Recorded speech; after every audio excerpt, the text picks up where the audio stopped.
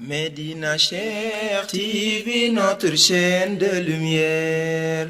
Médina Cheikh TV, notre chaîne de lumière. kon loolu nañ ci bàyyi xel. ndax yooyu mooy jukko yi nga xam ne. loolu mooy jukko yi nga xam ne. su nekkee ci nit.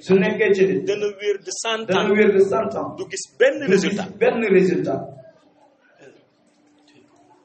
da ngay gis ay nit dugg xelwa ba sonn. tarbiya ba sonn. duñ mës a sax xeemeem. leeru yonent bi. ñu defe ni nag ñu defe ni ñoom. doole bi ñu leen wax ci tariqa tijaani. doole boobu nekku ci. fekk doole baa ngi ci. jukko ji nekk ci ñoom. moo tax mënuñu mos dara. ci salaatul fatiha. léegi nag boo gisee ku jukkoom rafet. mu zikr ñetti salaatul fatiha. ni la gis na yonent bi. da ngay jaaxle. te fekk moom xolam a rafet.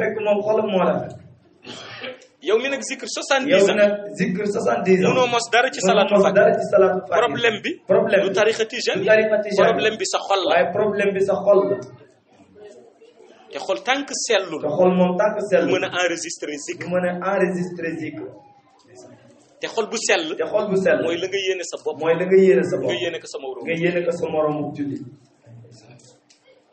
ndax yàlla lu mu xas ba maye. maye na ko ba noppi. ku yàlla mayul. moom la moo ñuy jaaxal. mais ku yàlla may. kenn mënu la yàq.